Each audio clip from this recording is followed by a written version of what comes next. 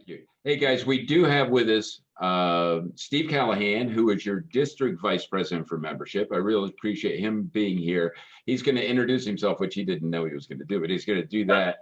And Steve, we hope your was it son or daughter? My grandson, I think he's okay. Just some, the current environment we're in, we thought he maybe had symptoms and everything, but it looks like it's just congestion and things. But being a granddaddy, I'm going to be right in there with him if it's something serious. So I know all of you understand. Yeah, he may have to leave quickly or whatever. But Steve, tell us about yourself and what you might be looking forward to. Okay, well, Steve Callahan, I've been around about 20 years. Got started off. I'm in the Central Alabama chapter. Actually, I'm serving my second term as president for Central Alabama Voices of the South. Got started, like I said, 20 years ago with Richard Llewellyn. Some of you may know that name. Down here as our director. And then I've been in several different positions over the course of our chapter, and was asked to, if I would consider taking on the responsibilities of VP of Chapter Development. And as soon as I read the description and duties, I thought, oh crap, what did I get myself into? But I got a couple of goals and initiatives. Really just to have more collaboration and communication between all the chapters, to absolutely to try to be a liaison between the society and you and the district, and bring some suggestions, some ideas, some recommendations. I'm not going to ever tell you what you need to do or what you got to do. That's going to be on your shoulders to try to help grow your chapter. But I hope to bring some innovative ideas and things. And Charlie and I've had some collaboration and learned a great deal from him just in the last month or two that I've known him and talked with him. But I don't have a crystal ball. I don't have any fairy dust or anything, but communication. We will probably do some, team calls or Zoom calls, do some one-on-ones. I'm always available, email, telephone call. And, I don't have all the answers. I won't tell you that right now. I've been studying a lot of things, but I'm more than happy if I can't find an answer or help you develop in a certain way. I'm going to reach out. But one of my personal goals is to help grow chapters and revive some chapters within our district.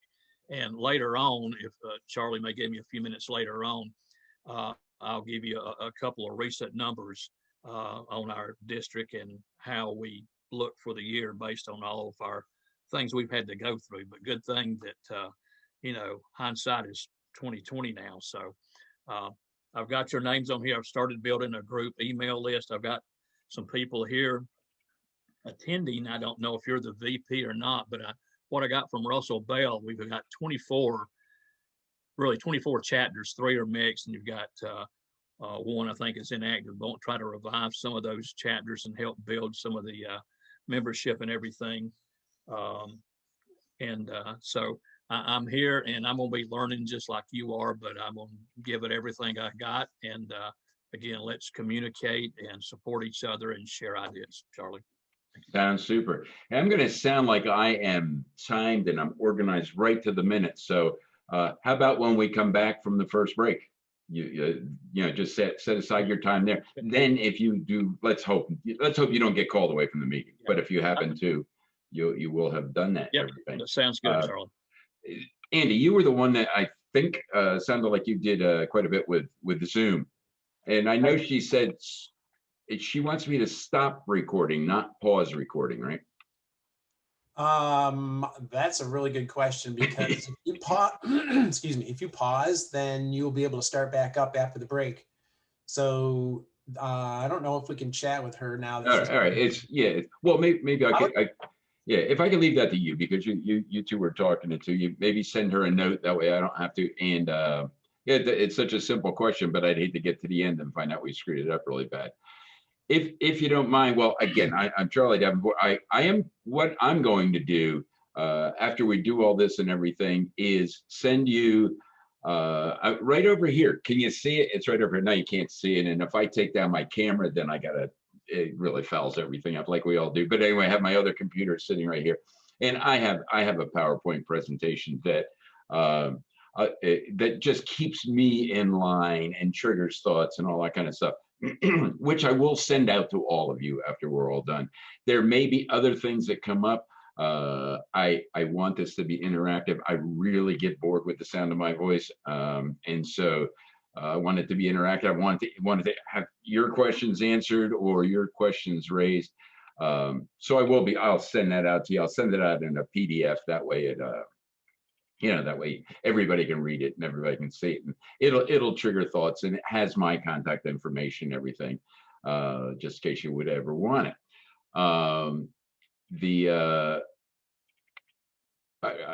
say, kind of what my expectations of today are, and that is one that just have really great open communications, hopefully cover enough different things so that each one of you walks away with one or two things that's got a little fire burning in it. Maybe raised a big enough question to make you want to chase a little bit farther. Maybe it's a big enough idea to say, gee, our group can do this, we can do that, or whatever.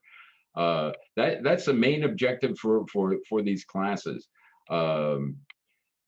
Steve heard it happen. We were on a phone one day, and I don't get embarrassed about this, but I do know that my brain can get way in front of my mouth, and all of a sudden I interrupt myself 8 times over, and I can completely lose track of where I was headed. Or the train gets rolling a little bit too fast.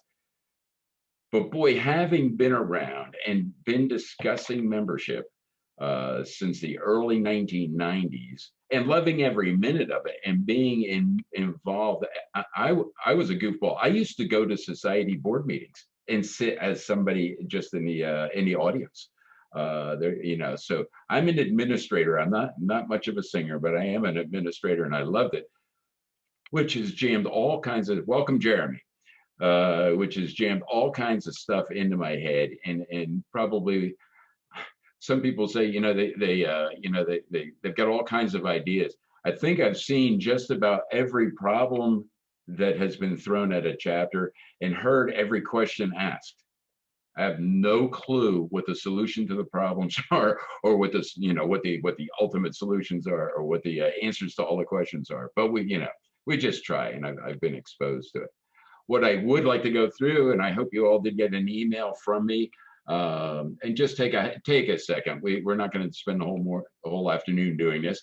These are usually held in the morning, but I'm going to do it on my screen so I stay in order. Starting my upper right hand corner is Harold.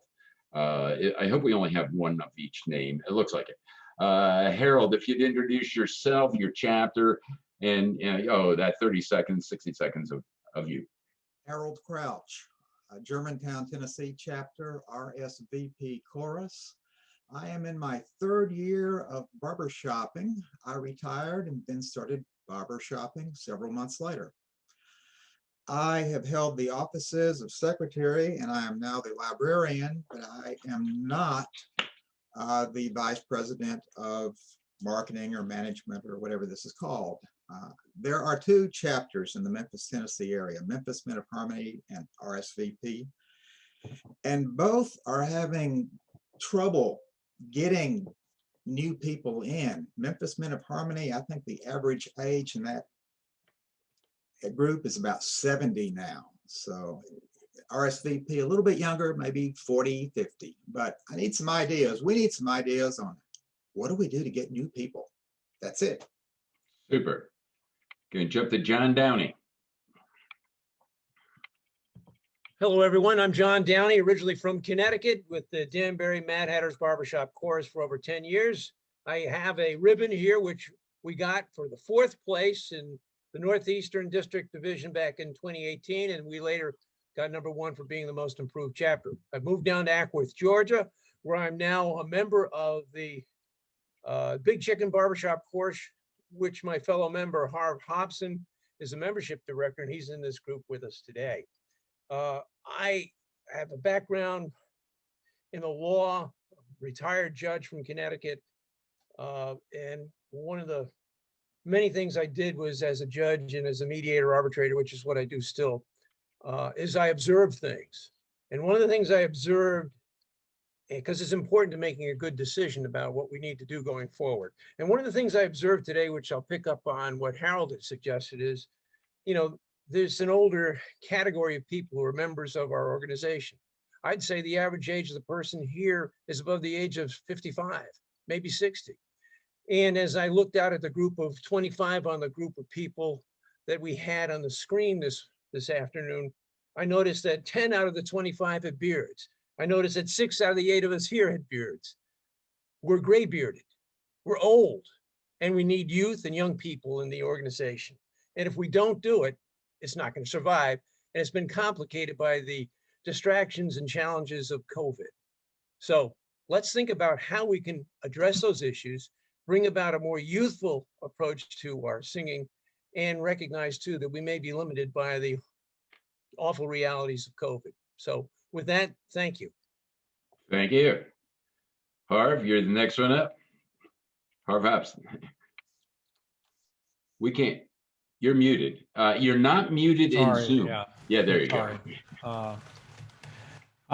Been a barbershopper about 32 years now, most of that in the Sunshine District. I was in Melbourne chapter and I'm a charter member there. As a matter of fact, I'm still a member, although I now live in Marietta area and member of the Marietta chapter, Big Chicken Chorus.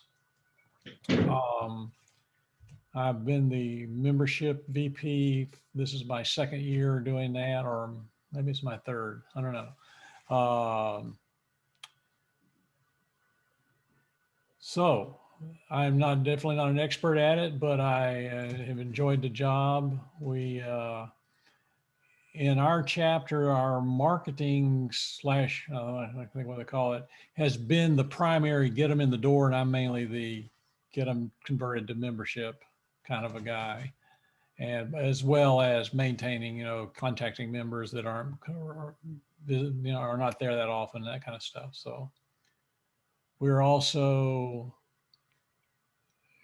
planning to do drive-in rehearsals. So let's see how that works out. We've had one trial, small scale attempt at it with about 5 or 6 guys, but we're getting set up to build and pull the whole chorus into a drive-in rehearsal.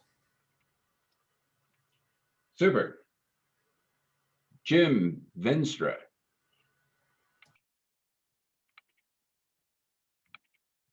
Jim, you're muted. You're muted. There we go. Yeah, I'm also one of those people that came in after retirement and became involved with Sound of Tennessee in Cleveland, Tennessee. I'm immediate past president and have really stepped into this idea of promoting membership, having developed a welcoming station, and the idea of getting them in the door and getting them to membership. But we have had the issues of consistency of attendance, what with trying to do Zoom meetings, as well as we've attempted to do some live meetings of the chorus in a large ballroom, but have never been able to get more than a dozen people to attend. And because of all the challenges of COVID and everything else, we have a growing mix of younger guys because of Lee University in Cleveland. And several students have begun to become more interested because of some of our fame, of our directors, the Guyton brothers, as well as the fact that we've done well with the international competition in Salt Lake, and we're supposed to have gone to Los Angeles as the Dixie representatives. Of course, we know that never happened. And who knows if we'll go on to Cleveland, the other Cleveland. Yeah. So I'm interested in how to develop consistency, how to, we're also very interested in expanding a more youthful group. And but we do go from 12 years old up to 88. So good to see y'all. Good seeing you. Andy, North Georgia. Right. So as Jack Martin, our founder of our chapter, North Georgia Barbershop Singers, says, it's better to be seen than to be viewed. So there you go, Jim. Yeah. Anyway, so I've been in barbershop for about 10 years. I was classically trained as a voice. I was a voice major in college. And so I don't know if you can imagine, but it was quite a transition into barbershop because you basically throw all your classical training out the window and kind of start fresh. But I really enjoyed it. I love harmonizing. And I just retired from teaching with Fulton County Schools about 2 years ago. And I was good friends with the choral director there. And so we started getting barbershop in there, brought to the guys there. They do have a couple a cappella groups at Alpharetta High School. And then they had a chapter, quartet that we developed, and they actually sang at one of the spring concerts, and one of my quartets sang with them. It was just a really good time, but I retired and COVID. So I'm not sure where they are with that now. I kind of try to keep in touch with the choral director, but it's real challenging. But so with our chapter, we have a couple of guys in their early 20s. And again, ours goes way up to however old Jack is. I don't know, 80 something, but 203. Right. You guys, any of you know Jack Martin, I assume? I know He's Jack. in the red. He's in the red right behind me in my picture there. Great guy. He can be crass, but he loves you. So again, like the rest of us, I'm at this point trying to figure out, this is my second year, maybe third year of chapter development. It's totally different now, of course, with COVID. We meet every week on Zoom. I administer that, and we've had visitors, guest speakers, Charlotte Murray, Kay McDonald, Jeff Solano, Jim DeBussman, Tim Reynolds, Jimmy Tompkins, Melody Hine, Brad Hine, just a bunch of people. In fact, we actually overdid it because we weren't actually just meeting as a chapter, so we weren't really singing. And so hindsight, is that if I were to do that again, I would certainly space it out more, because, we do try to sing together. Everybody's muted. I play the soundtrack, whatever. When we don't have guests, we do try to go through our repertoire just to kind of keep familiar with it. And we get anywhere from 19 to 23, 24 guys on Zoom Tuesday nights. So again, my question is, given our current situation with COVID and everything, I'm looking forward to trying to learn a few tips of how to not only maintain who our current members, but also maybe to reach out to try to get new members. Super. And finally, the only guy here that actually stains his beard because he's scared to death to go out, let its natural color come out, the Music City Chorus, Jeremy Lee. That is a lie. I actually do have some white whiskers that are starting to come in right here in the middle. So they're coming in. What am I, is there like a list of questions that everybody's answering that you sent? No, you're introducing yourself and maybe saying something about what you're hoping you'll say. I'm sorry, you did come in after I had said what to do, just the 30 seconds on you and where you see, I'm going to say the Music City Chorus, what you need Okay. or want out of the class. Gotcha. Apologies to everyone too for being late. I'm also in training to be a CA, and we had a CA meeting just before this during it, so that's why I was late. Anyway, so yes, I'm Jeremy. I've been doing barbershop. I think this is now my 4th year. Harv, I think this is your 3rd year, because I think 2 years ago when I was VP membership guy, I think I met you at the district training, but I could be wrong. But I recognize you, I feel like. So I think you've been doing it for 3 years. Anyway, I guess kind of what I hope to get out of it is just kind of hearing what is going on around the district to see either one. I am lucky in that I have a large chorus to deal with anyway in normal circumstances. So the membership that are coming to the virtual is potentially larger than a lot of other groups. And also because we have all the connections with so many judges and people that work at the society, we have a lot of connections, but one, how I can help the rest of the district, and two, I think there's a lot of overcross even between what what smaller courses, the intimacy and stuff that you all already have because you're smaller, how I can bring that into a larger course and learn from you guys. Okay, super. Okay, the basic agenda. Okay, what we're going to focus on is, and this has been barbershop membership since I first got into it in the late 80s, early 90s. Recruiting, orientation, and the word retention has always been used. A lot of people will talk an awful lot about retention. We've got to retain our members. Well, it's retention is the result of good recruiting and orientation. So retention is not one of those things you can run down the street and start doing tomorrow. You've got to do the other things, and the result will be retention. So we really don't go too far into retention or whatever. So and guys have said it kind of out loud and kind of subliminally.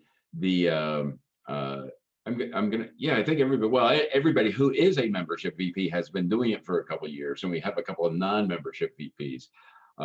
One of the main things to kind of know clearly is what your job is as the membership VP in the chapter. I will say, in general terms, I've said he's the chapter watchdog for everything. He's the chapter health officer. He or she, and boy, I'm gonna get into saying that with our society one of these days. But anyway, he or she should be just completely aware of what's going on in membership. The kind of the ears and the listener and the watcher to see what's going on and how it's going on. So chapters I heard in there where I guess it's Big Chicken membership is that the one hearing and everything, and the marketing is bringing it through the door. In many other areas, the membership guide does essentially both. And I kind of always pictured membership as the sales organization for a corporation. The membership is the one that's actually dealing with the customer, actually making sure the customer is satisfied and all expectations of the customer are met and all expectations of the organization are met. Marketing, to me, creates the tools for the membership to use, for the salespeople to use. It's a pretty fine line. Hopefully you're in chapters where you can work together on things, and marketing is doing things that just enhance membership, and membership is doing things to enhance marketing. You're the customer service manager, you're the chapter health officer, and you're the guardian of fun. That's the hardest word in the world to describe. Standing on the risers in Wilkes-Barre, Pennsylvania. Oh, if I'm standing on the risers in Wilkes-Barre, Pennsylvania, it means it's one of the 2 weeks before contest. Otherwise, I would have been sitting in my chair in the chapter in Wilkes-Barre. Standing on the risers in the Music City Chorus, well, that's what you do, and you stand on there silently from 7 o'clock. And you do get a break, and then at 10 o'clock you get to unstand off the risers. So, but anyway, so and to be honest, Nashville was more fun, but you walk away exhausted. But anyway, fun is completely defined by every individual in the chapter, and it is so hard. So you have to be aware and hopefully really close to your guys, as close as you can get to see what they're doing and how they're doing. So let's start in the world of recruiting. I think everybody wants that. We view recruiting as the as the tool for bringing in new members and growing the chapter and everything. Well, I'll just say, when should you recruit? And feel free to just chime in. And I said the Alt-A and the Alt-V to open and close if you're on a Windows machine. You can also press and hold down the space bar, and that will give you the chance. John, when should you recruit? Well, recruiting is all the time, every time. And you've got to go to those sources that are the logical feeders, if in fact you can call things logical feeders for that. Let me give you an example. Years ago, when I still could play baseball, I was about 38, and I wanted to play again. I had worked throughout my early adolescence. I couldn't play ball. And some of my contemporaries, one of them was Bobby Valentine, who was a former Major League ball player, coach of the Mets and the Rangers in Boston. Anyway, I tried out for a team with Bobby once. I couldn't make it, but I never played again other than Little League Baseball. But at age 38, when I was in corporate life, I said, gee, how can I get on a team? So I checked some of the local Twilight League teams. They didn't want me. I was a 38-year-old corporate geek. They didn't want me. So I went out and I said, what am I going to do if I want to play baseball? So I went out to the local high schools and colleges and met with the coaches. I said, listen, I want to set up a team, Twilight League ball players, dealing with men and young men. Would you think of a guy or a couple of guys from your team who might want to play for my team? And of course, that's what I had to do. I went out to these local places and recruited people who could play on my team. And sure enough, that year we played well enough to be in the quarterfinals of the state championship. But you've got to go to those places and sources where there's a natural flow or feed. And what are the natural flows or feeds? Choirs, high school choirs, church choirs, right, Andy? Yeah, those are the places to go to. And you can't just wait for them to come to you. In my opinion, you've got to go to them. Absolutely. And you'll hear, we'll dive into, this is all leading up to trying to dive in here really deeply. Anybody else, the question was, when should you recruit? I think you should have a willingness to recruit just about any time. And yes, I will agree with John that there are those locations where you are going to use the least amount of energy recruiting to those, such as choirs and people that are already singing. But I think you also need to have that awareness of, like, and I think too, afterglows at a restaurant that, you know, you're going to sing with your quartet and randomly the waiter comes up and he's like, do you sing? Or you look at the waiter, he's like, do you sing? And so you teach the waiter a tag and you find out that the waiter can actually sing and you go, oh, look, I just recruited you. Would not be the place you would go to specifically recruit. But if you have that open mentality of recognizing opportunity outside of that, then you still do have some opportunities there. I do still, though, like I said, agree, the larger places you're going to use a lot less energy trying to find them if you are, if you have a plan and constructive a plan to go do it. Absolutely. Anybody else? Go ahead, Jim. Oh, one of the things we've been successful with is having guest nights at the beginning of each season as we start off new music and have basically an open rehearsal that includes a greeting time, but also just a lot of fun sort of activities, give them a little bit of a mini performance. And we've usually garnered at least one or two new members out of that. Sure. We try to do that like the fifth Tuesday of a month, like when a month has 5 Tuesdays, that 5th Tuesday, we plan on having like a guest night with maybe donuts during the break and stuff like that, but trying to get them into a tag. And I'll tell you what, so many guys can get sucked into when you do a tag with them and they're successful with it. It just like ignites something in them. I love seeing that. That's a great idea. It's funny. It just triggered me. Once in a blue moon. Imagine bringing in 2 new members into your chapter once in a blue moon. Well, aren't there 4 blue moons a year? You know, so that'd be 8 new members. That's not a bad deal, you know. So by having a nice consistent time. The question that kind of follows up the recruiting: do it all the time, do it all the time, do it all the time. There's a question that precedes it, and this is a critical element to the membership role. Is your chapter ready to recruit? You know,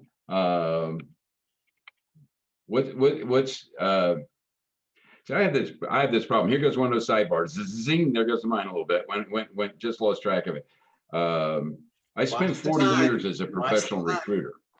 And during that 40 years, needless to say, hopefully I learned a little bit about recruiting. But one of the primary things necessary for recruiting was to learn exactly what the company was looking for. Exactly, the type of person and everything is almost secondary. What's the company? What kind of results is the company going to look for out of this person? What is the person going to do to be successful at that company? Is the company side. On the other side, what's attractive about the company to the candidate? Is there enough about that company to make the candidate leave what he's doing? Now, you always picture if they're unemployed, that's easy. That's not always as easy as it sounds because they're not attractive to the company. But anyway, that's a tertiary sidebar. But anyway, hang on 2 seconds, John, I'll do it. You have to, I probably jumped on this a little bit. Recruiting actually is attracting new members. Recruiting, we can bring them through the doors by the thousands. Offer free $10 bill for everybody that comes, and I guarantee you'll have 200 guys at the next rehearsal. But are you going to have a place that's going to be attractive to them? And so attractive is the word I was aiming for. But are you ready? Is the chapter ready to recruit in new members? Does that fit what you're looking for, John?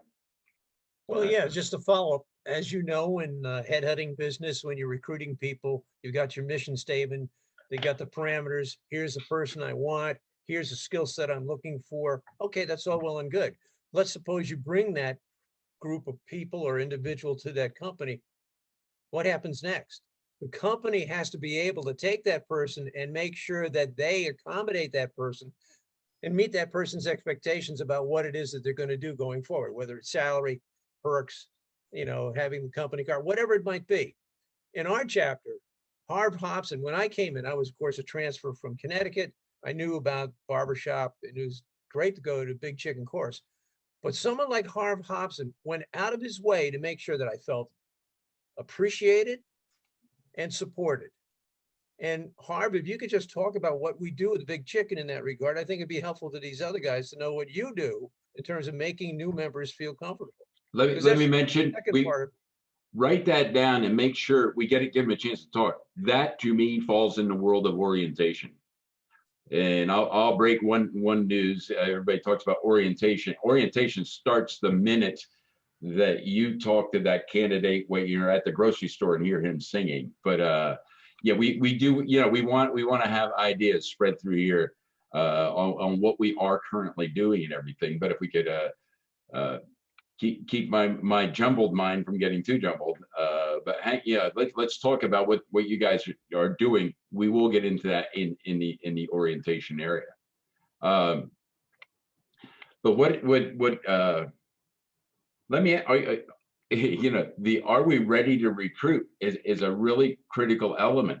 Is your chapter an attractive place to be? I have made suggestions along the way for if you can, be late to rehearsal and stand outside the door and look through the window without being able to hear anything and see if it looks attractive.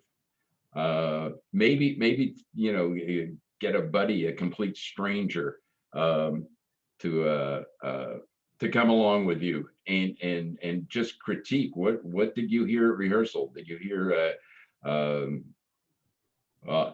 I'll tell you one that a couple of you guys have been in Florida and everything, and I don't think I will not say the name of the chapter, but I was on staff, so it was sometime between 2006 and 2009. I was director of membership, and I did tell the chapter I was coming, and I was just on a little tour through Florida, and I went to a chapter rehearsal, which they did start at 9. Okay, everybody sit down, and there were about 15 to 18 guys there, and the director stood up front, and they did sing the old songs. That was their warm up, and then but then the director said, okay, Frank, it's your turn. What are we singing tonight? And he picked a song and they sang it. And then they did that about 15 to 18 times. And then they broke for coffee and whatever. And that was it. That was a rehearsal. And those 15 or 18 guys loved it. But anyway, those guys are not ready to recruit. That chapter's not, they're not going to be attracting new members in or whatever. But there are other levels when there's, there's an organization, and that's something that the membership guy has to make sure. Are we organized? Are we prepared? Are we really a chapter that's ready to recruit? And do we have the necessary things in place to make this place attractive for someone who knows nothing about it, even though you probably told them all about it someplace else? They still don't know anything about it. Okay. Recruiting activities. We started talking about where you can do it and everything. One of the main questions, and so let's see if we can come up with some ideas. Or okay, well, I didn't mean to throw that word "or" in there. We want to attract young. You've all said young members. Let's talk about that a little bit.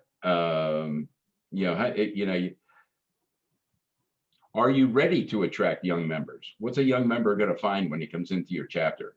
And you might need to define, well, we don't need to define young. What's a younger person going to find when they come into the chapter? Anybody can respond. Is it, the question is, we want youth, but will they want us? Will 3 hours on Tuesday night be a place where, let's pick a number out of the air, a 32-year-old is going to want to spend his 3 hours every week? I'm going to be honest with you. I'm going to tell you that when we had this high school junior, maybe senior, plays, trombone, he came in, someone brought him in. I was really concerned about that, because why would a kid like that want to spend every Tuesday night hanging out with a bunch of old farts?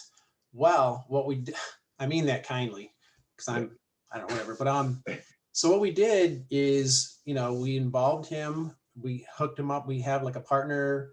When we have a guest come in, we have someone in that section that we think that person sings in, partner up with them with the music, make sure they find the songs, help them along through the songs, and just through the whole chapter meeting.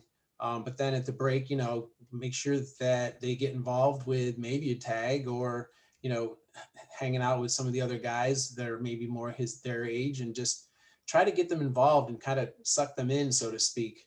But I will tell you that has been a concern of mine when we have younger members come in, but so far it has worked out pretty well. Anyway, I can't remember how big is North Georgia these days? So we have about 32 or 33 on the roster, but we usually have about 21 or 22 at the chapter meetings. Sure. Okay. And I am not putting you on the spot, but I am. I'm asking you questions. Yeah, no, that's good. Go ahead. Yeah. No, is the kid still there, or are there youth still coming?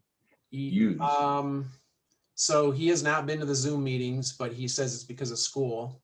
And he's a senior this year, so he's got a lot on his plate, which I understand. But we continue to keep in contact with him, and I don't as much as I should as the chapter development VP, and that's one of my nemesis or whatever. How about others with good experiences with youth? I'll jump in and just say something that as a course, it concerns me just kind of to watch and consider. So Music City course prior, and granted this is now it's in flux because our location changed, but we were meeting at the Knights of Columbus, and it has a bar at the Knights of Columbus. So all of our members currently, minus one, there was only one this past year that wasn't, but all of them were of drinking age. So a lot of times the adults would have drinks before, after. Some brought drinks onto the risers, which is just a choice that was made and allowed. But as someone who is thinking about membership, to go, okay, the qualifying what is young, do I want someone who is under drinking age?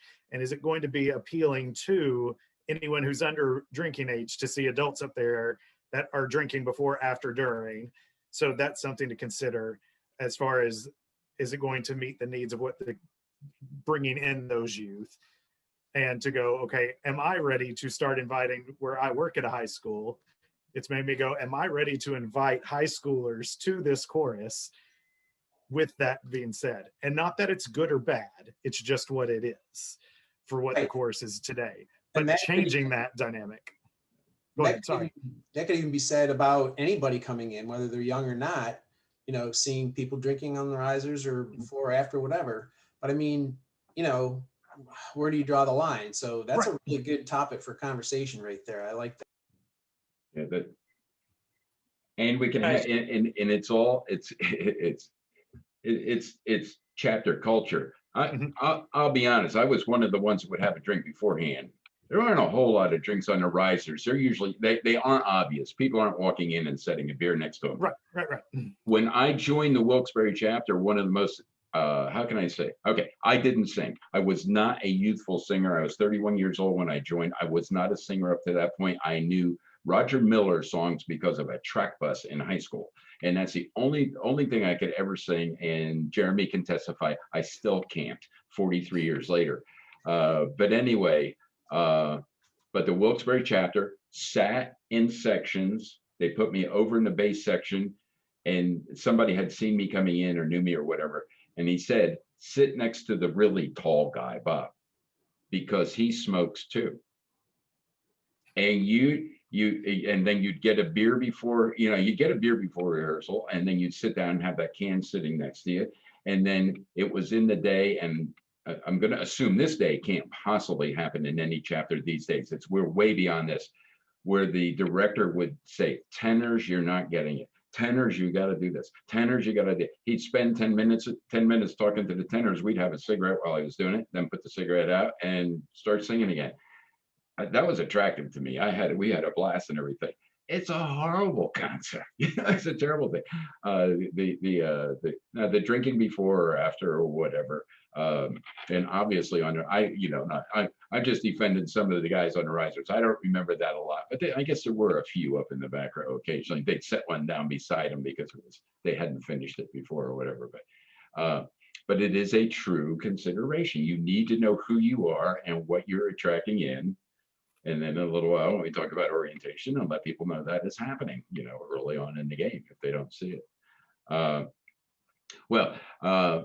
don't. Does anybody have a clue when that break was supposed to come up? It's 2:26. Yes, we've got 3 minutes and 13 seconds. Okay. Down. Well, I'll throw the thought into your head and where this should go. The recruiting youth, you really have to determine what is youth. And I forget where, but somebody's chapter here is average age is 70 or more. So what would happen if you got 4 to 5 55-year-olds in? And then a couple of 50-year-olds that follow them, and a couple of 45 to 50-year-olds that follow them. Ed Wacy, who has passed, and I'm not sure how many of you around, somebody here said that they were 35 or 40-year member. Ed Wacy is a past society president. He was a really, really great guy. His theme as society president, let's grow young. And I was district membership VP in Mid-Atlantic at the time, and I screamed and hollered at him and couldn't get him to change. So I did it myself and said, let's grow younger. And there is such an enormous difference between those two. If you'll focus on your chapter and focus on what you have there and what's attractive, and really, really, instead of taking this cluster of, setting up to where 15, 70-year-olds go out to a high school and try to appear attractive, figure out how to go to a not a senior citizen home, but something that's older, someplace, and really focus on people that are younger than you, but you can still talk to them and you can still associate with them. A 55-year-old would at least be able to sit down and say, man, I can't wait the next 6 or 8 years till I can retire, with a 70 or 75-year-old. That's 25-year-old is going to ask, here's one of the biggest problems that I saw in the Nashville chapter: Twitter and Facebook. You got constantly when and it drives the poor director crazy. But it's generational gaps. There are generational things to consider. If you maintain your focus and just keep heading down the street trying to recruit younger people, well, then you get a 50-year-old in there who happens to have an 18 or 20-year-old son who he can bring along, and maybe that's how you get the sprinkling. But to go out and go too big a gap, now Nashville doesn't have that gap. They I don't know how young the youngest are, but you've got some 20-year-olds I know, and so they can go out and try to attract the younger set yet, and they've I guess Jerry isn't singing anymore, but there was a 68 or 71-year-old member. Sorry to interrupt. Member. Yeah. Sorry to interrupt, but I think in about 1 second we're going to be bounced back to the other room. Okay. 59. Leave break room, and we'll see you when you do get bounced back in here. I'll be here. Go do your thing. Close in 53 seconds. So I guess that's when I'm going to put on pause. I never heard back from her. Okay.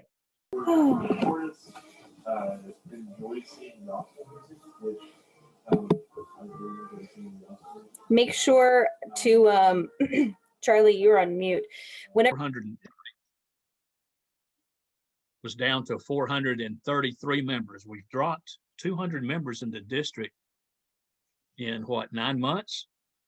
Not good. The youth from 38 went from 38 to 19.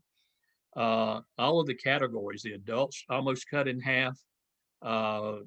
Every age group had a drop in membership. So, it's critical. And I know we've got challenging times of COVID and having to Zoom.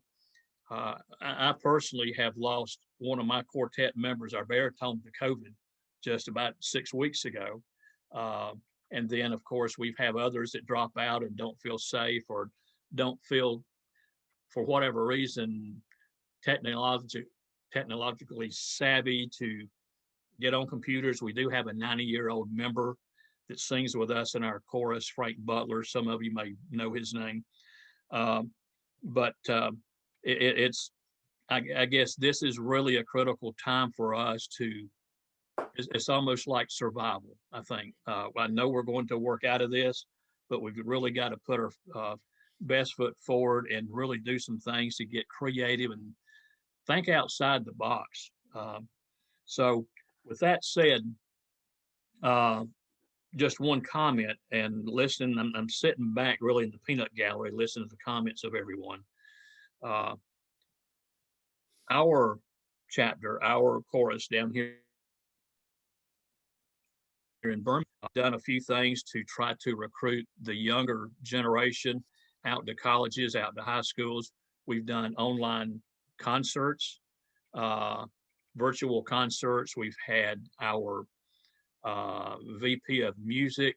We would video ourselves singing a song, but then we would actually record the audio separately and then would sync it together. And it actually turned out very well.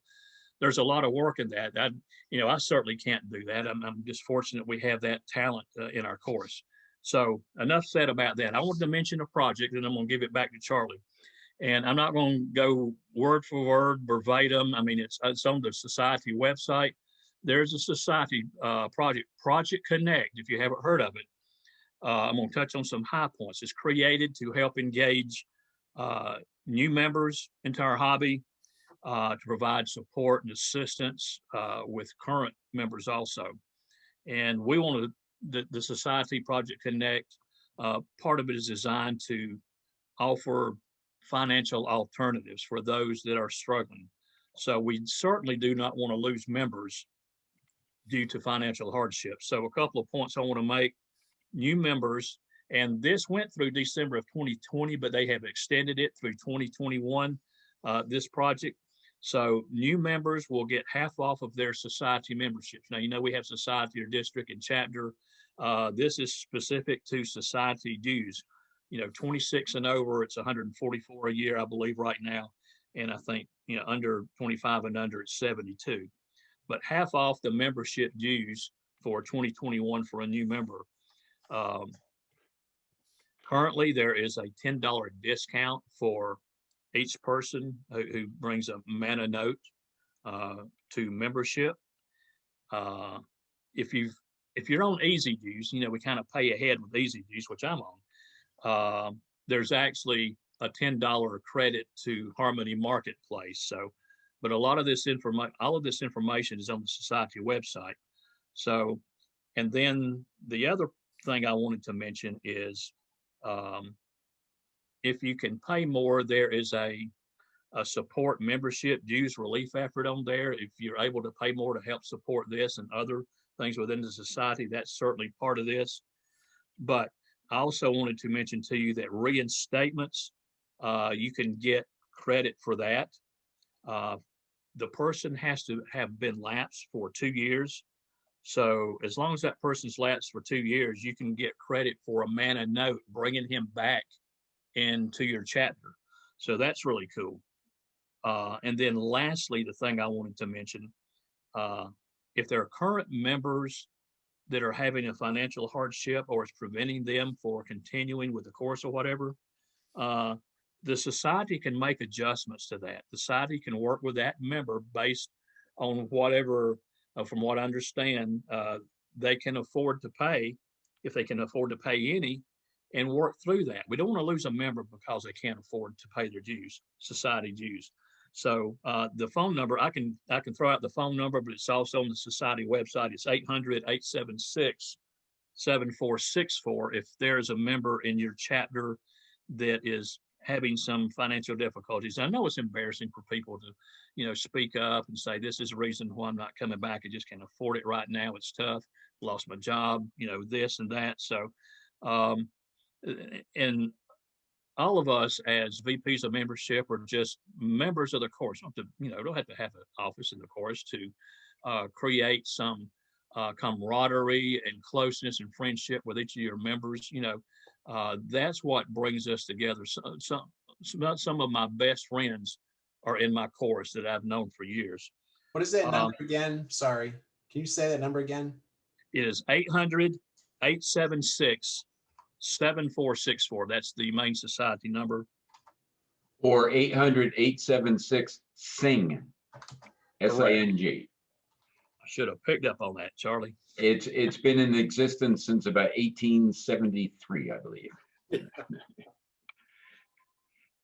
Do we have telephones in that time? We had that one. Yeah. Smoke signals. All right. Okay. Charlie, that's all I wanted to mention. And just for everyone on the call and other members, I'll be communicating with everyone as we get cranked up here in 2021. I love a lot of the comments that are made and everything and suggestions. I'm hearing some things that I haven't heard before. But again, it's all about collaboration and energy and being enthusiastic and getting creative. And again, it's about young and younger, because we are, you know, we're not getting any younger, and we've got to help build strength. Charlie, I saw a comment, I believe, and I'll tell you what, I want, you may want to mention that at the end of your segment here, but it was about relation to good singers versus big choruses. And you may want to mention that at the end. If not, I may bring it up if I can find my notes here. So that's all I've got. But Project Connect, get a chance, go on, look at that. That's a good way to start interaction with your course members and everything, and try to educate them on that. So that's all I've got, Charlie. Okay. Hey, thank you. Need to put on my glasses for a second, because there are a couple of things I got triggers over here I couldn't see because I typed them too small. But thanks a lot. Let me just stress, and I spent a ton of years there in two different districts and everything. Call Steve. There is absolutely nothing nothing better, and he just said the word collaboration, than talking to somebody else about something that's an issue to you and something that, gee, I don't think we can do this. This will be a dumb sentence, but don't think. Okay, it's on your mind. Don't resist thinking. Think out loud with Steve, and you too. It'll drive you crazy. You'll just bring about good stuff if you talk to other people and talk things through. Bob, did you have anything you want to say? Bob Davenport has joined us, the chapter VP CSLT. Do you have anything you want to say? As Charlie knows, the Music City Chorus has something called a Helping Hands Fund, and members can contribute to that fund to help other members who may be having trouble paying dues or other things. If they're in financial restraints at the moment, that's available. I mean, if you don't have something like that, maybe you call it a sunshine fund or whatever. Different courses call it different things, but it can be used for several different purposes to help members in financial dire straits.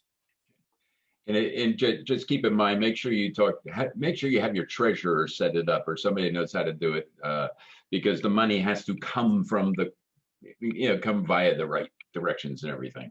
Right. That's the treasurer is now talking about that in the president's class. But okay, back to recruiting.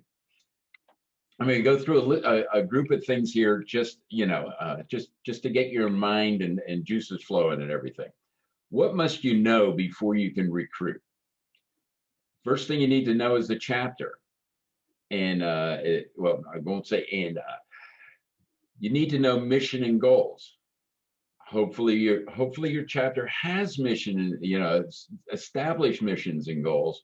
Or if not, that is I'll say out loud, I could supply you with and I did send Steve a copy, so feel free to distribute that. A very simple, I'll say it's going to be an hour process for your entire chapter to go through, called 2 Steps to the Future, to establish some very specific, somewhat short-term, 1-year goal, 5-year goal, and then a little bit longer, bigger goal. Have something in mind, but you need to know your chapter. You need to have a saleable product. Do you have a product? That's what I was saying before. Are you ready to recruit? Do you have something that you actually have an environment that will be attractive to someone else to come into? Maybe it will be an area where I want to get away from the house 3 hours a night on a week, and it will be great if we're just sitting around singing songs that the different guys pick out. That could be attractive. It's attractive to those 15 guys that I used to visit. What are the chapter activities? You've got it. Now, I'm saying the person doing the recruiting, needs to know this stuff. What are the chapter activities? What's the chapter typically doing? What are different things? Some of the chapter members will eat peanuts when they're on breaks. They lodge right there and they half choke you to death. So I will try not to choke on your screen. Do you have a proactive board? Is the board involved in the operation of the chapter, or is it responding? Is it just responding to the environment it's in? Is there good fellowship? Are meetings fun? And I think our meetings fun is one of the biggest requirements. You, as a membership VP, probably don't control that, but you, the membership VP, are responsible for it by opening your mouth and saying something at board meetings. Hey, our meetings are not fun. Our guys are not smiling. Our guys are not involved. They're not paying attention, whatever, they will do all that if the meetings are fun. Things members need to, what you need to know about your current members. What do they want? Are the members' expectations being met? And if a member's expectations aren't being met, he's not about to go out and invite somebody else to come here. So you need to know whether their expectations are being met. Are they willing to grow? This used to it was a discussion held. Everything I'm saying here, and Bob Davenport will know it, one or two others will know, is actually a presentation that was generated by the membership committee that I was on back. I'm not going to tell you it was 1995, 96 that this stuff came up. But there was a gentleman leading us at the time called Ev Now. And he was amazing at putting things like this together, but getting us thinking about the right things. There are people out there that, we don't need no stinking new members. I got this down pat. I can talk to the same guys. We bring in these guests and then they want to sing in the quartet at break. And I've only got 3 minutes to, sing 2 tags with the guys on break. There are some people that are not interested in growing, so you've got to be aware of that. Who are the real doers? Who in a chapter can you really depend on to get things done and get things going and get your membership activities going? And who can you depend on? They are and this is an area, we're saying we all want to grow. Have you answered the question internally or from your chapter board? Why? It may seem like it's, we need to be bigger. Do we need to be bigger? And is this where to answer the question? Do you want more members or do you want good singers? Was that a question somebody asked? Where did you see that, Steve? Weren't you the one that brought that up? Something about quality singers or quality members? Yeah, something that is quality singers make bigger choruses. Bigger choruses do not make quality singers. Yeah. Yes. Okay. You know what? I missed a word in there. We don't have a language barrier. I have a hearing barrier. I don't listen. But anyway, but yeah, will you make a bigger chapter? Can you make a big chapter a good singing chapter, or can good singers make a bigger chapter? Yeah. And in general, it will work. It'll work the last way. Thoughts? Let me ask, are you all comfortable that your chapters have missions and goals that you can talk about to a stranger about, what you're doing? I don't think we as a chapter have reviewed those lately, and that would be something that we could do on a Zoom meeting. You think that's a good idea, because right now I feel like we're in flux, which I think we kind of are, but I would like our meeting gatherings to be productive, and that's something that involves the whole chapter. Every single member of the chapter, not only just the leadership, should know what our goals are. And so what our mission is. Wouldn't you agree?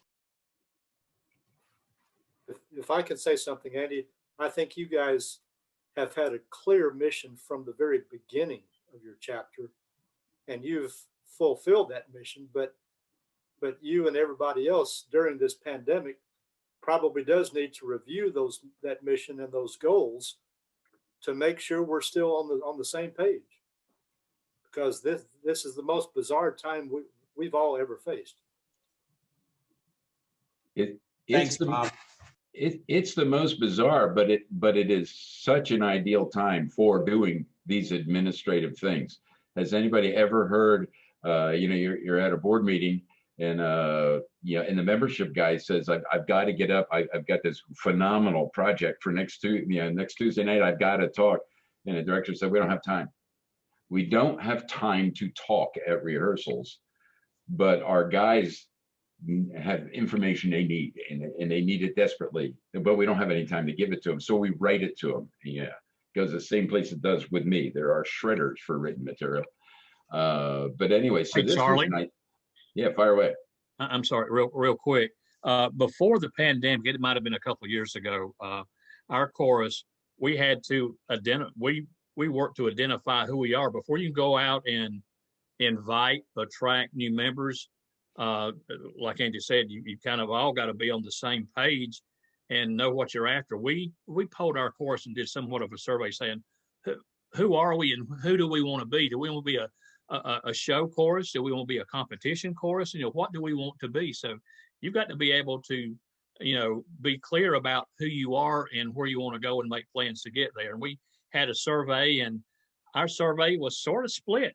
We have mostly people over 60, 55, 60 years old in our chapter of, 22, 26 people. And it was like, half of them wanted to compete, half of them didn't. So you kind of got to balance that out. But again, to everyone's point, you got to know, first of all, who you are and who you want to be, and go out and broadcast that to recruit, because you don't want to go out and attract, I'll start using that word, a new member, and he gets there and it's boring, it's not fun, and it's all these other things that you told him you were going to do. You get there and it's just completely different. We've personally, I know in our chapter, lost a couple of 2 or 3 members over the past few years that just left because it was too rigid, too stringent. It had too much structure. It just wasn't fun anymore. It wasn't a hobby anymore. I just, here we go. Another story through. And oh, he's not with us, the guy that's from the Carolinas. There was, I was on staff again back in 2008 or 9, and there was a young man who was blind, who was trying to pull back together a chapter that had just completely fallen apart up in the Carolinas someplace.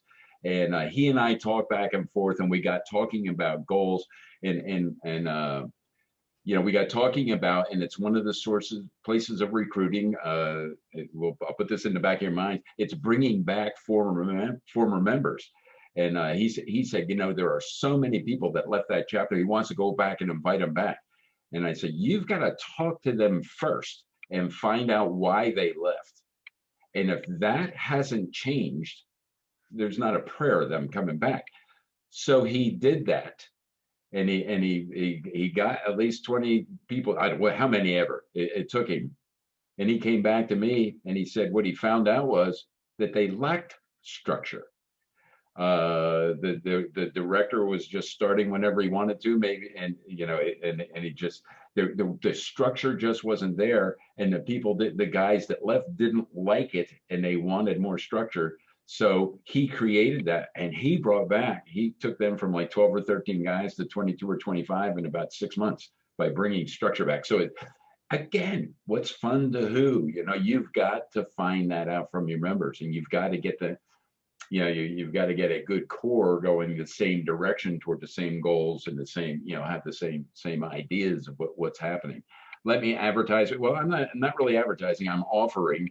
I'll give you a thumbnail sketch, and if you would like, I'll send this out to all of you. That I just mentioned a minute ago. It's got a terrible name, 2 Steps to the Future. I'm not a creative person. I feel like I'm more of a doer. I'll give you the thumbnail sketch of it. We're going to take 45 minutes to an hour, and a Zoom meeting is ideal with all chapter members. So we're going to start out, and I'm going to ask 3 questions. Question number 1, what is today, the 9th of 2021. And I'm putting this in the back of your head. This is what it would sound like. It is January 9th, 2024. What are we talking about? What's happening here? Now pretend it's a rehearsal night. So it's rehearsal night, January 9th, 2024. What's happening? And we spend 10 or 15 minutes getting the chapter members to talk about it. But on the first question, that one, a good guide, it will, and this is all laid out. I have it pretty well overworded, over detailed. A good guide will aim it toward how many are in the room on January 9th, 2024. How many are in this room at rehearsal? That's goal 1, 55. You can use 55, you can start putting it on your letterhead. You can put it up on the wall as reminders to remind, and getting the whole chapter to participate in doing this, that 55 will resonate with all of them. Question 2, it is January 9th, 2024. What's the greatest thing that happened with it? What's the greatest accomplishment of this chapter? What the greatest achievement in the past 2 years? you know, now it's 3 years out. We're going to look back 2 years. What's the greatest accomplishment in the past 2 years? Get them talking about that. In the end, it comes up. We hit our second time in the 3 year. No, second time. Well, second time. I'm trying to find out because I'm using it worked. I'm coming up with a real one. But anyway, second time we were most improved chapter in the district contest. So we're in a 3 year period, we want to be most improved twice. That's question. So you got that there? We're aiming for quality singing. We're aiming for, maybe it's going to take more members, it's going to do whatever. That was all the conversation that happened during a 15-minute period, but we accept we will work hard enough to be most improved for 2, not necessarily consecutive years, but 2 out of the next 3 years. And then it is January 9th, 2024. What is the big project that we have been working on for the last 2 to 3 years that will culminate sometime in 2024, 2025? Big project. Here, again, the moderator has to push them towards something external to the chapter, outside of what we always do. Just an external activity. And in this case, after 15 minutes, it was to hold a countywide adult choral music festival built around our Harmony Universe, not built around concepts of, not around it. We're not going to teach them barbershop, but built around the concepts of bringing in, what do we call the experts from afar? We'll put it together Friday, Saturday, or Sunday. We'll have people come in and on Friday, Saturday, Thursday, Friday, whatever. And then on Saturday night, those singing groups will be able to put on a little show. Each group will be able to just we're all accustomed to doing this. We do this with the youth festivals and everything. We're going to do it for adults. And the only thing that's going to be barbershop is the label of who produced it.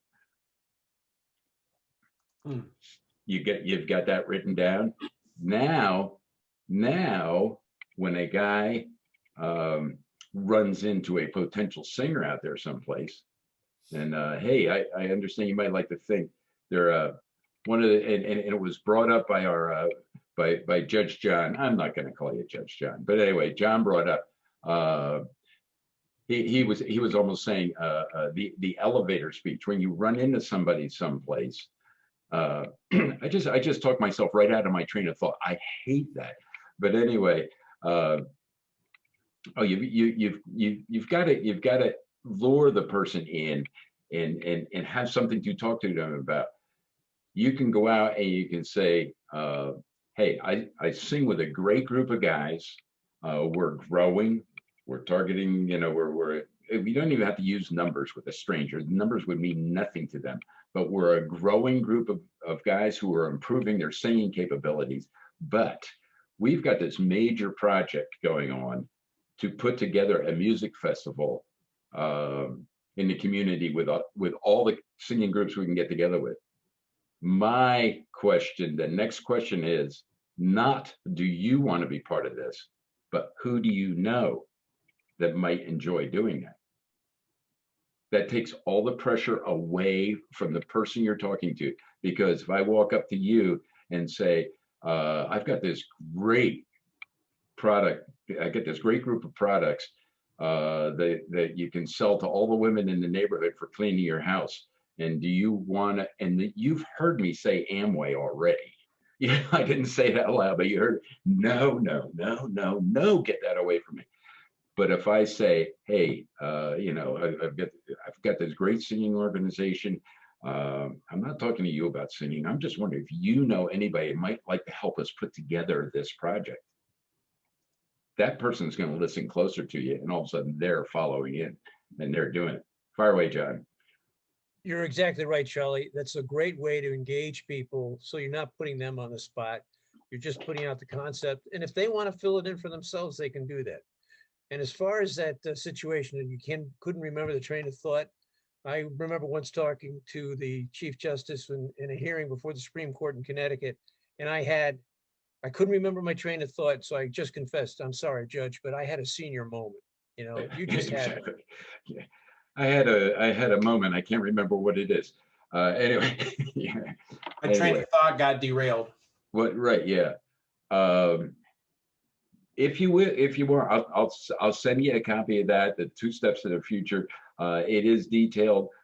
I did it. All those results we just talked about are what the current Pinellas County, Florida chapter is working on. We had like 24, 25 out of 33 members on that call that night. It took us maybe an hour and a half to get there and everything, because yeah, you do know each other and you start batting the breeze a little bit too much. But hopefully, and I believe it's happening, it gives the board something to work on. The board has 3 things to look at. You know, sure, you got to put up with the treasurer's report, and there's always a secretary's report, but now you ask, you know, what is going on with membership? What are you actually doing? What are you working on now? Where do you need help? What's going on? Do we have some recruiting programs that you're going to, whatever? And you've got the music guys. What are you doing? What kind of coaching you got going for us? And that other thing can be that's a committee of 4 or 5 or 6 people that are just working on things and constantly reporting back, and it gives you focus. You know exactly what you're doing. And the chapter members, they all voted on this, so buy-in. Now maybe they all didn't vote in on it, and maybe you'll lose a couple who just don't want to be involved in that. You didn't have them in the first place. That is my favorite. Sometimes you just have to do a little bit of turnover, but it does work. Having goals and missions and a focus is a good thing. Don't mind me. I'm looking down here. I have my other computer, in such a precarious position. It was ready to fall on the table. Thoughts, ideas? Harv, you've been way too quiet. Way too quiet. Never trust the quiet ones. Anyway. Hey, I'll just Charlie. say, going back to the structure comment, you can have structure and still have fun. Oh yeah. Music City Chorus is a perfect example of that. And it takes really good leadership, and all too often we put that leadership on the shoulder of the director or whatever. Music City Chorus just happens to have a guy no one on the face of the earth will ever know the full capacity of the brain of Dusty Schleier, as much as he could drive you absolutely nuts. But for anybody who has ever been to an international convention and seen Dusty Schleier walking around, he's in constant control of the entire event. And I challenge you to steal his notepad, because there is no notepad. And boy, you ask him a question and there's typically no looking up unless it's a telephone number. Yeah, he can drive me crazy. But anyway, he does that in the course, and the course is very fortunate to have him. Other thoughts? There is always so much more about recruiting. It's good, and we said we need to know what the chapter is all about. There's the world of demographics. I mean, we've been talking about recruiting younger people and everything. Knowing your community and what is really available. I mean, I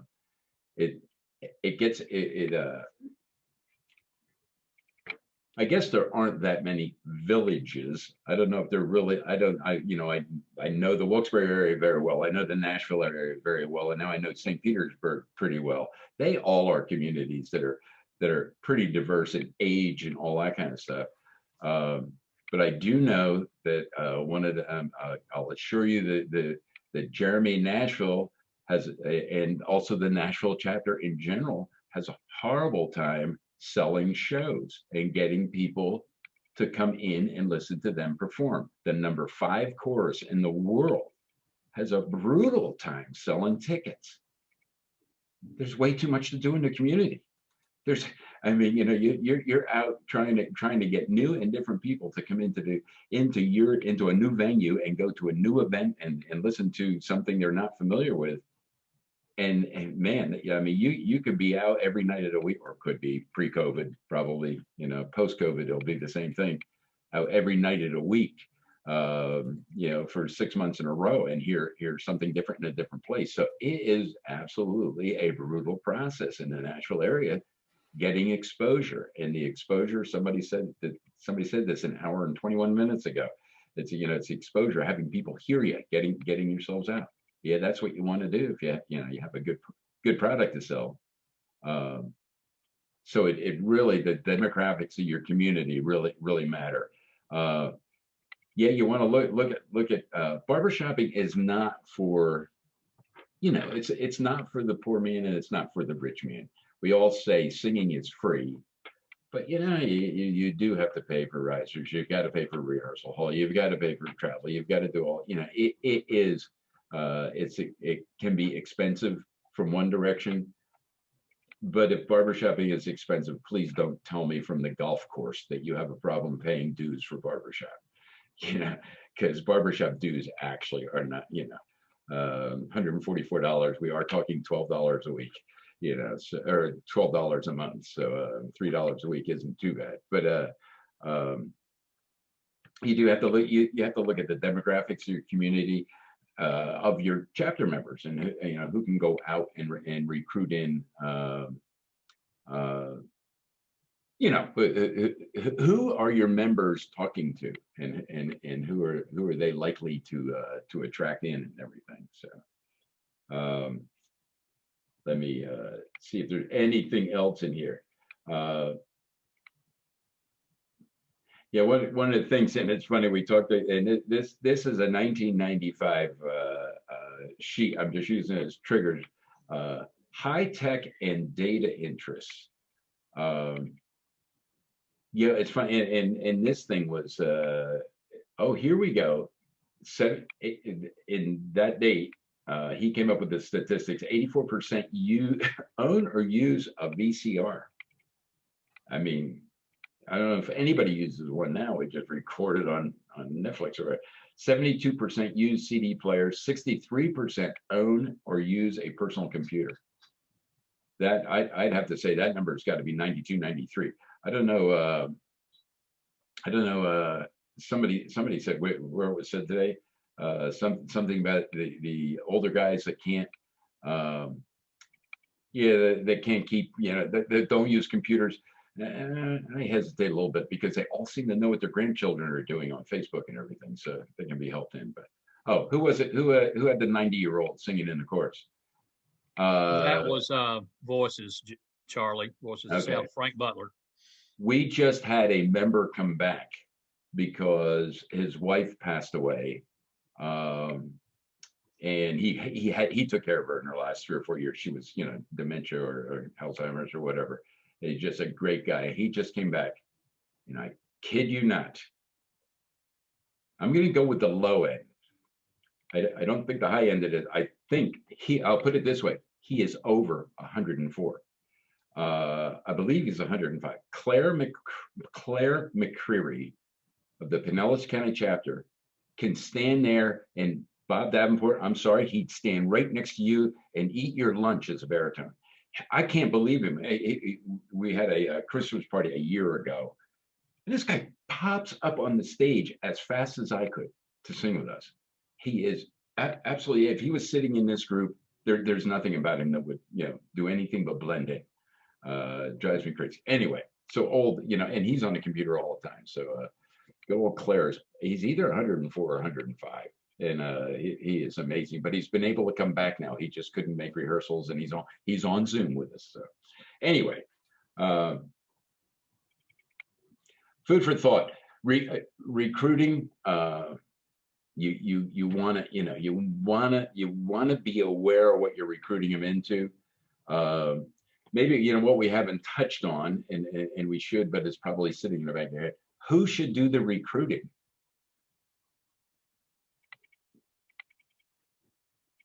Who would you like to be doing the recruiting? The membership. All of them? Yeah, exactly. That's not all of them. Yeah.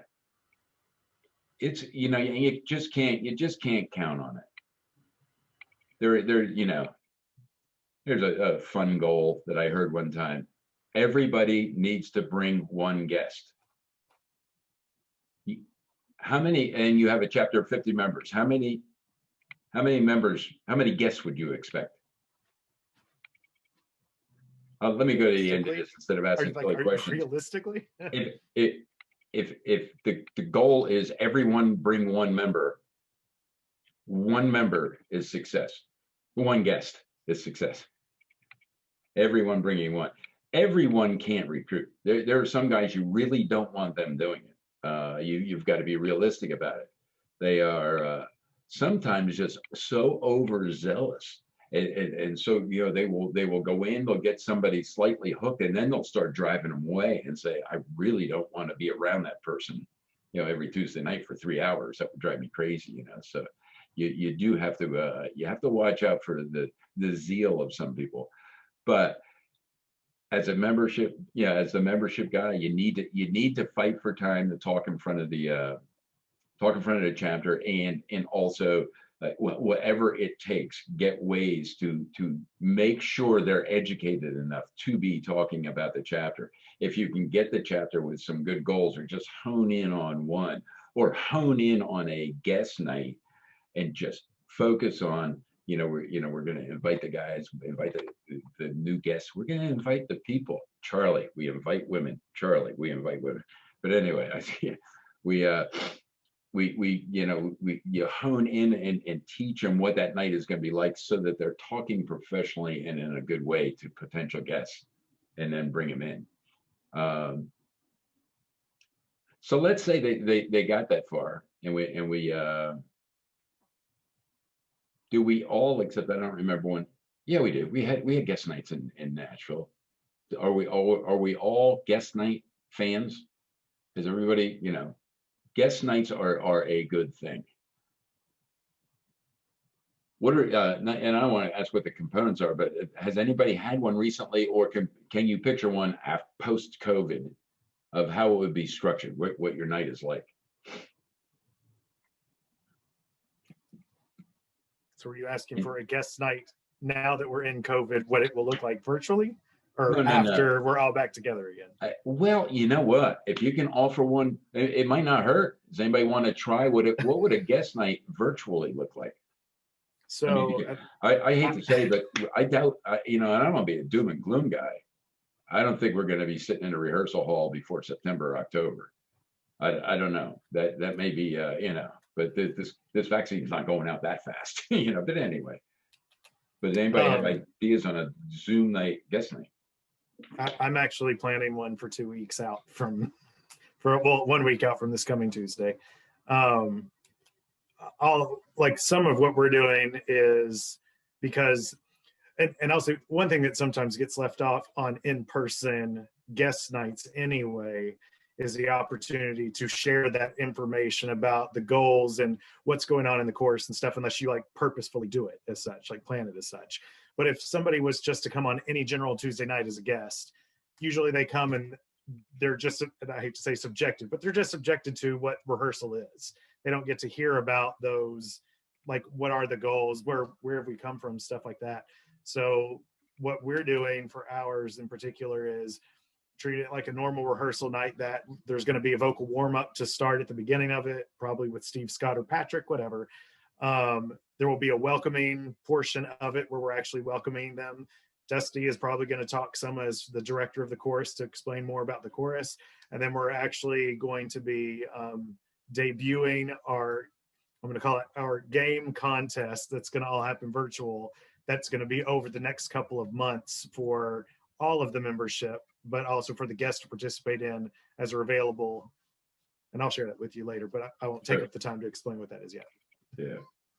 But it is it'll be a virtual It's a virtual song. guest. Yeah. Yep. I don't know how many guys saw the Tonight. That was one song that was put out, that will actually be another piece, which I hadn't thought about, but also playing a past performance. Mm-hmm. because it also gives them a taste of what it is going to be once you're out of virtual setting, if Mhm. you have a recording of that. Sure. Exactly. Other thoughts? Other people, or guest night, you know, how do you, have you had success with guest nights in the past? Or what do you picture, or would you like to talk about what a guest night should be structured like, post-COVID?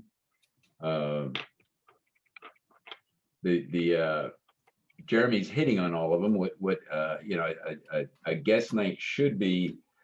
Let's go post-COVID. Let's go, you know, what it should look like.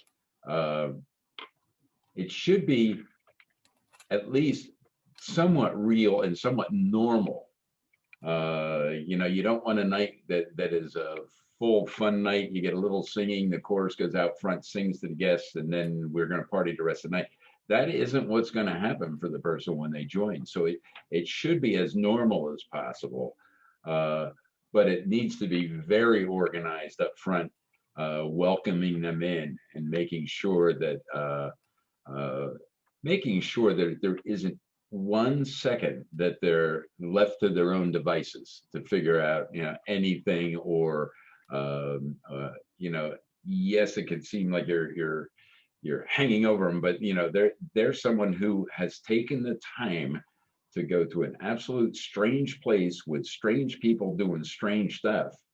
And so somebody's got to be with them all the time to just, you know, do all the explaining, and someone in the know has to be able to answer questions and guide them through and make sure they get to the risers, they get to a spotter, they get through vocal, you know, voice placement or whatever. But it really takes a lot of organizing, much far beyond the, you know, setting the night and making sure we have some good snacks at break time and that kind of stuff. And then, you know, and then from a guest night, if you can draw them in, and it can be a good night and it can be an attractive night, and that night, right while they're there, they should be asked how they enjoyed it and what their absolute 100% initial reaction was to the meeting. From that point, and actually guest night or any night, a new person should be treated in the way that we're saying it. Too often they're not. But it doesn't take a guest night to pay attention to someone who's a stranger in a room. But you know, when they leave, when they go, let them know on the way out the door, hey, I'm going to touch base with you in the next couple of days, and see what your lasting thoughts were. And then you do need to follow up with that, and follow up and see what their thinking was, and how they enjoyed it, and set up, you know, just to make sure they come back the next week. And we used to talk about this all the time. I don't know if it happens anymore, but used to talk about the best way to get the guest in the door is when you invite them, pick them up and bring them to rehearsal. I don't know how much that happens anymore. It can't be a bad idea, you know. It can't hurt to have, you know, to pick them up, bring them to the rehearsal, and the thing, obviously you've got to take them home, but you've got a lot of chance to talk to them then. But guest night, again, that's another. There are a lot of writings on guest night, and you know, the organization of, and another offer, an easy one. I mentioned a couple seconds ago, recruiting programs. There are some successful recruiting programs, some successful ideas on well, I'll mention one. I doubt if anybody here has heard of it, but maybe it was Membership Begins with ME, me.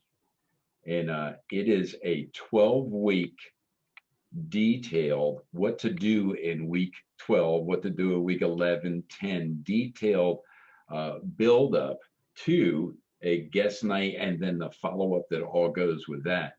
And that'll seem like an overkill that you could possibly be that detailed in what you're doing. But it goes through the getting the agreement from the board on what to do, and the budgeting, and the what the guest night should look like. And it's a really great document to look at, read at, get overwhelmed by, and then grab big pieces of it and go try to do them. You know, parts of it or whatever, which is never a highly suggested thing, but it is a program that you can break apart, but also a very successful one from years gone by.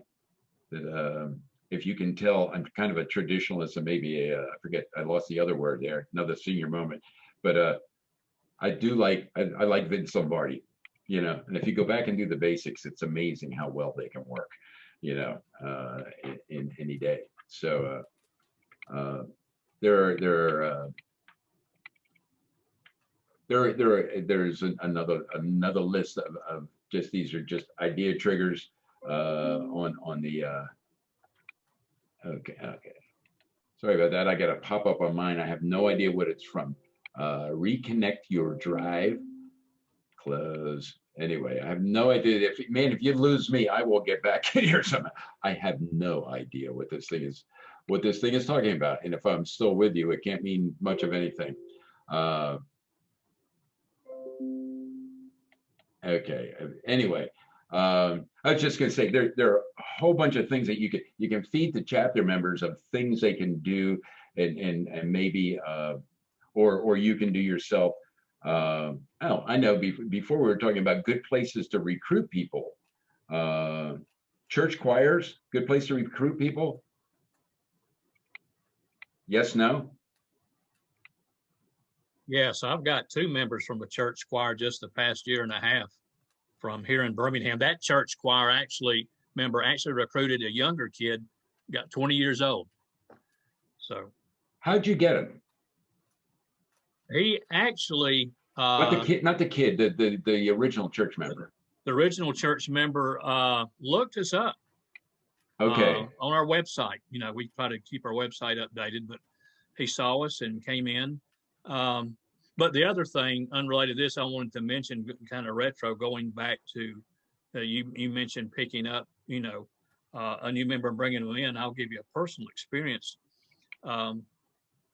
Some new people you attract get cold feet. They get, you know, scared to come in. I told them I'd go, but then I don't know what to expect when I get there if we educate them more. So I'll tell you what, many years ago when I first got acclimated with the chorus, and Richard Llewellyn reached out to me. He taught me into coming. I said, no, I really can't sing. He says, if you can sing Happy Birthday, that's all you need to know. And we can teach you how to sing that. So he taught me into coming out to one of the rehearsals one night. So I walked out there and I opened the door, and there's 51 people on a riser that just stopped and turned and looked at me. And I just froze. I didn't know. And then all of a sudden said, you're Steve. I said, yeah. And everybody cheered and everything. So I almost wet my pants, because new people get, you know, new people coming in, they don't attention focused on them. You got to make them feel, you know, part of mingle them, get them involved in the chorus, get them on the riser side by side with you with the songbook, but don't let them feel like everybody's watching them all the time. And that's what it felt like to me when I walked in. Everybody was just looking at me. I said, oh crap, you know, what did I walk in here for? But after I got in there, Mike Curry, and of course I know Bob knows Mike, and some of them came over and just made me feel right at home, and I'm glad I went. But again, picking them up may be the only thing, or them coming by themselves may be the only thing keeping them from coming, even though they commit to it. And we did that with one person, and I believe that person is still with us now. But you just got to think outside the box and do little things like that. Put yourself in their shoes. You absolutely. Know, how would I feel? Yeah, absolutely. John, you had John Downey, you're muted. Right, there you go. I'm going to lateral to my fellow Big Chicken Chorus member, Harv Hobson, who has a plan or protocol in place for new members, and I find it to be very effective. Yeah. Including singing and the like, but you've got 19 seconds apparently. So John or Harv, get it well organized. We'll listen to your 45-minute speech when we come back. Right. We are going to be broken out of here. So as soon as we come back, Harv, you're first up, because I have that written down here, and we're going to be ready to listen to you. Okay. We'll see you all in a bit. Thanks, Melinda. Welcome. Awesome. Okay, we're back, and I do apologize in advance. I do have to leave just a few seconds before 4:30, so we'll keep talking fast here and everything. Welcome, Paul Blasey, District President, and hope all is well. And we've all heard from you earlier in another location, like 7 seconds ago. But anyway, anything special you wanted to say to the membership, guys? I know that everything is different right now. But that doesn't mean that we can't be on the lookout for members and try to find ways not only to engage our guys, the guys that we already have, and to retain them as members, but we still know people, we still come in contact with people, and your members can do that too. And it's easier to invite somebody to a Zoom than it is to actually drag them to a meeting. So this gives us some opportunities that we can take advantage of. And that's all I'm going to say right now. I'm going to put Jeremy Lee on the spot. And I haven't even thought through, what if I was the guy sitting in your chair? How bad would it be if some of these other membership guys watched what you did on that guest night? Which means they just sign up as guests. Yes. Yeah, that is perfectly fine. Like I've even thought outside the box of that, because we're in a virtual world. Yes, the main goal, of course, is that we want to get membership within our own choruses. But like, I've invited a friend of mine who lives down in Mexico. Okay. Because some of it because he's a friend, he may never be able to come up and sing with us. But in a virtual world, he could help sing on virtual chorus songs if he wanted to. 2, he actually runs a music school in Mexico. And so I've said, you can come and look at Barbershop style as something that you could even invite your students to if you want to, so they can just be exposed to Barbershop. And then for people within the country, if they come to my course and like, yeah, I kind of like this Barbershop style, but they live in California, and say, well, there are several courses out in California. Let me tell you where to go look for them. And it's building the society, not my chorus, but it's prolonging Barbershop. So correct. Yes. Membership guys, please. How did they find out about it? Find out the link. If you're on Facebook, that's going to be the easiest way. On Facebook, for the Music City Chorus page, there is actually a event for it that I created that you can go on there, and there's a Zoom registration link, which actually, never mind all that. I'm just, while you're talking amongst yourselves, I will go get the registration link and I'll put it in the chat. Okay. And Paul, for your benefit, they are going to have a Zoom membership guest night in 2 or 3 weeks. So I thought that'd be great for anybody else from the outside to watch. Absolutely. Okay, let's get back. I believe Harv Hobson has the floor. And this is focused on how you treat human beings when they walk into the Big Chicken rehearsal. Well, let me, before I go into the details about that, I forgot who it was mentioning the part about feeling like they were on the spot as a guest. They're, all eyes and all that kind of stuff, and that's something that we never really worked out while we were in our rehearsal hall that we had. The entrance was with the chorus faced the entrance, and I always wished there was a way we could, so they could come in the back, and we at least had a little separate room that we could talk to them. But that was a problem that I could see. And unfortunately, guests sometimes don't get the idea that we really start exactly at 7. So they walk in at 6:59. Well, we're really starting. We're getting ready to start, as opposed to, it'd be nice if they were there earlier. But so consequently, here's all the chorus like this, and they walk in the door, and I have to get off the risers and do all this kind of stuff. So, but yeah, the personal contact is an important part of it. I think that's maybe the thing John was alluding to, that I follow up, and I think somebody else has mentioned this too. We assign a buddy to the guest, so that buddy can help them during rehearsal, and also be a point of contact during the week too, to help them if they have any questions about what's going on. And worked out great when John first visited us. By accident, he got assigned a guy who's a retired lawyer. So there was a great matchup, and that wasn't even on purpose. But it's usually somebody in the same voice part that they're going to be singing.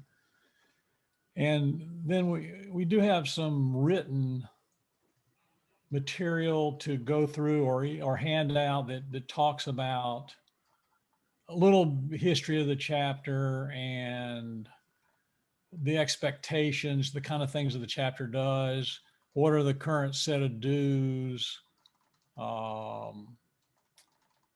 what's the process for becoming a member, and that kind of thing. And then it's been said before, the personal contact, following up afterwards, did you have a good time? Hope you come back next time. One of the surprising to me, we have had guests during this COVID time with the Zoom meetings. We weren't even necessarily trying. They found out about us and wanted to know how to do it. And so one of the things that I've been doing with that, besides the regular follow-up and connection with them, is the guest book is now on a Google Drive. So I create a guest book. This is for use tonight only. That way the guests have a place that they can see the music. Some of the time we have the music shared on the screen anyway, but there are times, particularly if it's something that the chorus already knows, that the director isn't going to leave the music up on the screen for maybe one or two runs, and then he says, okay, now I want you to be able to see see the gallery view and watch what's going on and sing the song. So the guests would then still have access to the music in that time if they needed it. That's all I can think of right now.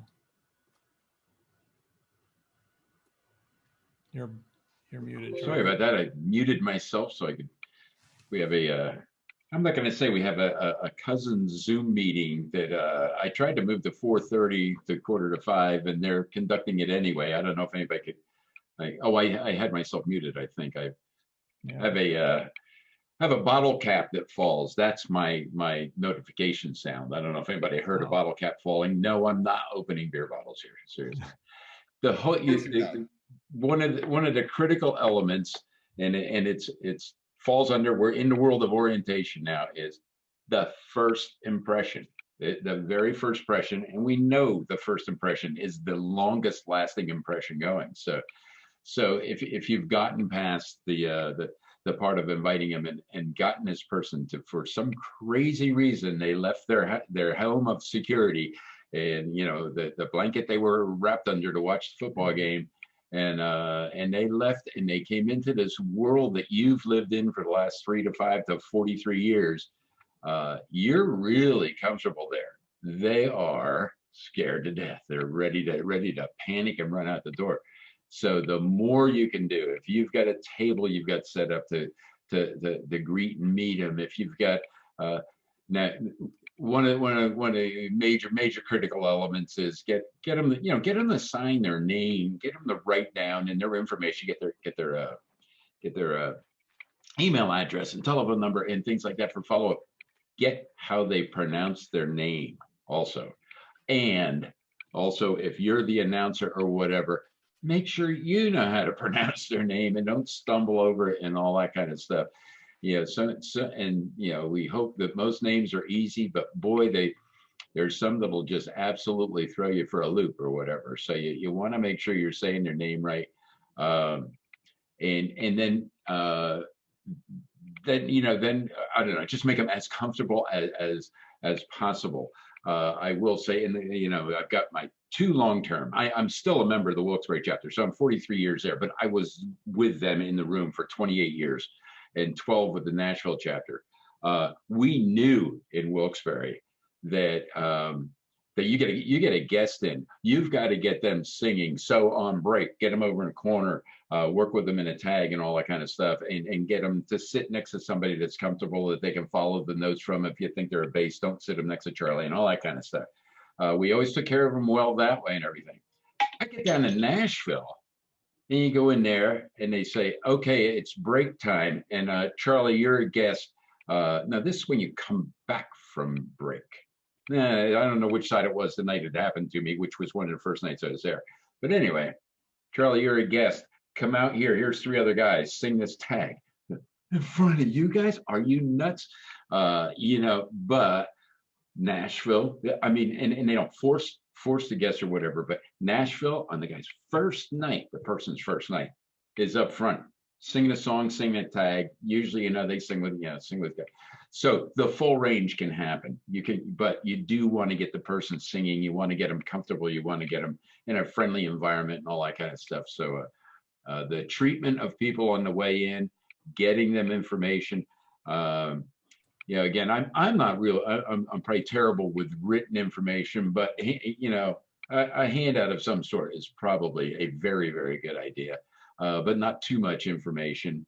So one of the things that I did was put together a list of things that the buddies ought to think about.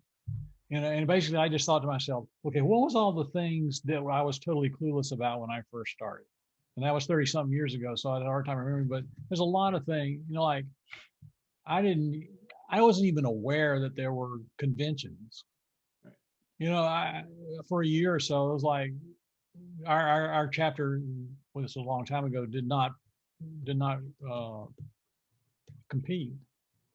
And so I didn't really even know that the conventions existed or what it was all, there was just a lot of little things that everybody else knew that I had no clue about. And so I tried to make a list of those things and, say to the buddies, make sure that it's not necessarily in a rigid structure, but just at some point in time, bring it up with the new people so that they know these quirks and things about the way barbershoppers do. I mean, if they're a music person, they'd probably like to know that we don't always sing exactly what's on the paper, or otherwise they're driving themselves crazy.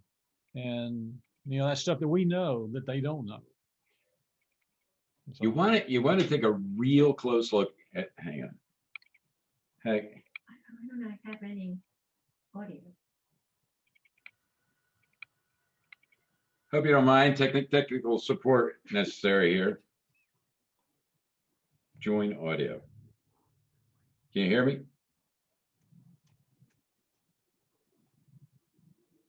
Oh, wait, there's video. Oh, wow.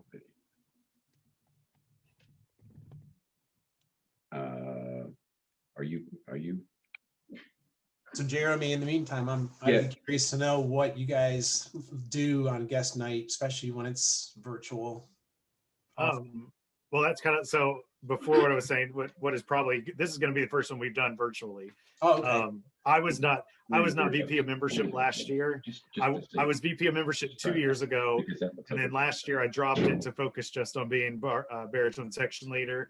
And then this year I've switched that and I'm not being the baritone section leader this year, but I'm being VP of membership. Go so this baritone. is the first one. So I'm just testing it out. Yes, I'm Barry.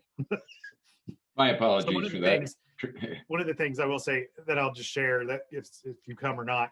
So specific to Harv, which is awesome that you think about those things that that new people may not just automatically know about. I remembered specifically 4 years ago when I joined that they were talking about singing tags and they were name dropping out the wazoo all of these quartets that I had no clue who they were.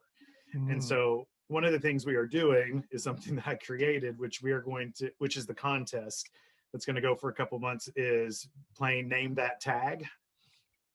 And I've got it all set up in PowerPoint presentations that it is a just instrumental playing of the tag that all of the members get to guess on in the chat box. And whoever's the first, we then guess it. And then the next slide is actually a slide of a champion from the last 20 years, a recording or a video of them singing said tag and the actual copy of the tag on that slide. So as it's being played, people can mute and sing along with it, as well as be educated about the champions that have come before and be educated about tags. I like that a lot. Yeah. How hard do I have to twist your arm to share? No, I will share. It is something like I've tested it with a couple of friends within Barbershop, that one's in Texas and California and New York, that I told them I will share it. I'm just waiting at least until I do it with the chorus first, because I don't want it exploding everywhere before I've done it with my chorus. But otherwise, that's why I set it up as PowerPoint, is I'm going to put it in a Google Drive, and then whoever wants to use it, I'm just going to say, share it, and you guys can use it as you want in chapters wherever you want. And that's awesome. And that's something that I try to do with our chorus is I'm always racking my brain, our organization for Zoom meetings, do that to try to have things like that that's fun, like do a survey or do a questionnaire or something that's different than the same old thing every Zoom meeting. You know, I don't want to lose Zoom, chapter members from the Zoom meetings. That's cool. I like that. Outstanding. A little bit back to what you're talking about. It is just a fantastic idea to picture all those things, and maybe this can be with discussions with a 1-year member or a 2-year member. Okay, sit down with me and talk to me about what your last year has been about, and what did you really struggle with? What did you have a hard time with? I don't think it's being used anymore, but I do know a chapter represented on this screen that at one point in time, for someone new coming through the door, actually, I believe once they were accepted as a member, and they were talked to quite a bit, but we did the typical 3 or 4 time thing, and then all the introductions and everything. But then they were given, it was a sheet of paper, I think, with a lot of lines on it, and they had it included the director, the president, the music VP, the membership VP, the treasurer, this one, that one, the course manager, and all that kind of stuff. With they had to go get that person's signature on the sheet, and that person was instructed to sit down with them and tell them what they did. And it's a great tool. It's a great tool for the membership VP, because he has to then know what he does and be able to tell the guy, I'm picking on membership VPs, you're the ones here. But seriously, it's a great tool, and it might take them 2 or 3 weeks to do that, but get through there. And then if you have any question, it puts a face on, when they come in there and there's this wall of information coming at them, and then there's a director up front, but there's a chapter president. Wait a minute, then there's an wait, who was the director? And they're lost, So we try our best to drive people away. We really do. So and that's almost like a scavenger hunt. It's almost like a scavenger hunt. Find this person. He's the president. Talk to him. Sure. Meet him. That's cool. Right. Yeah. I have that form someplace. I got booted off my patio, so I'm not using the regular computer, but I have that form someplace. I was going to show you the directory where my barbershop stuff is stored, and I just have so many ungodly files that I've saved over years, and just things that other people have done. And that's why I was going to say we're going to give you a wall of information today, and hopefully grab something and run away with it. Okay, when they walk in and they see image is everything, so one of the first things when you're having either a guest night or new guest or anything like that, it all goes back to are you ready to recruit or whatever, but just having people, I guess, on normal, but make sure normal behavior is good behavior. Is this a place? Are we organized? Is that first impression going to be good? Okay. I don't know if this statistic still holds, but I bet it might be worse than it's going to sound. But in the 90s and early 2000s, 50% of first-year members did not renew. That's a really scary number, but you may want to go back and look at your own chapter 4 new members and see if they renewed. One of the things that Easy Dues was created for was to kind of help that retention. Well, it was so that when they got to the end of their first year, they didn't have a big bill, and so, okay, I'll give this a little try, because the other statistic was after I think it was after 7 years, was the next fall off. And I can't remember what the number is, but it was after the first year, you lost 50% of those people. If they made it 7 years, it was essentially, we used to talk about the 7-year itch. They just got to probably after 7 years. Think about the last 7 years of your chapter. What's changed? Not much. Typically not a whole lot has changed. So there is that group that'll drop off. And then there's something like 11 back then. It was 11 or 12 years. They're good. If they make it to the 11th or 12th year, it's a habit then, and it's not reversible. So it was said, I forget who said it, but quality singing. Yeah, I guess that was yours, Steve. Quality singing attracts quality members. Image is everything. Retention, keeping them around, does start. I say it starts the very first time they find out you're a barbershopper. The first time that, are they going to like this?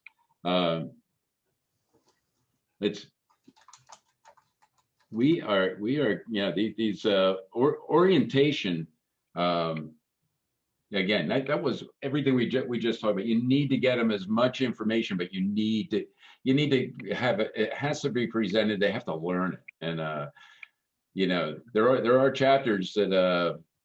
Sadly, they'll get somebody in, they'll get him to join, he pays his dues, then they tell him he's got to spend $270 a night for 3 nights at district contests in a hotel room, and all that kind of stuff, and that just doesn't work out real well. That's one of the we talk. We tell them about the dues. We also say this is the typical expense for a convention. Right. Just so they know. Yep. You got to know. So critical elements along the way with a new member. You've got to, orientation is an awful lot about telling them about you, but you also have to spend an awful lot of time, and we spend next to none doing it, finding out about them and what their expectations are out of their barbershop experience. What are they expecting to get? What or what are they not getting that they used to get, or whatever, for some members who are on the cusp of leaving or who just left or whatever. Fulfilling expectations. That's that's what keeps people around. That's what keeps them involved.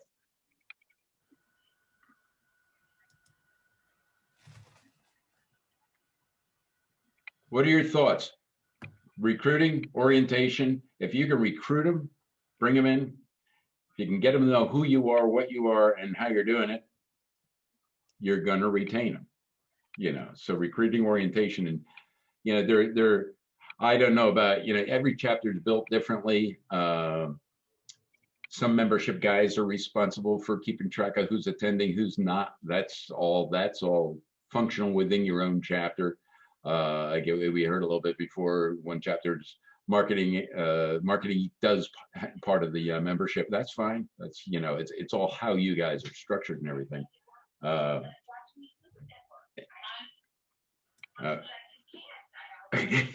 My wife's on. Okay, so where are you, Andy? Her phone seems to be on mute on a Zoom call. And okay. It's an Android. I'm an Apple. Okay. Sorry. Is there a chance you guys could take? You guys talk 3 minutes, and I'll see if I can do this, and I'll be back in 1.5 or whatever. What's missing? What should Charlie have talked about? What did we miss? Steve, maybe you can guide that a little bit through or whatever. I will be right back, and that way I can stay longer. I'm looking at the Charlie. I was going to say, I'm looking at the survey questions to see, if he covered stuff that they're asking us if he did. But I think everything, yeah, pretty much sharing ideas, asking us questions, having us participate.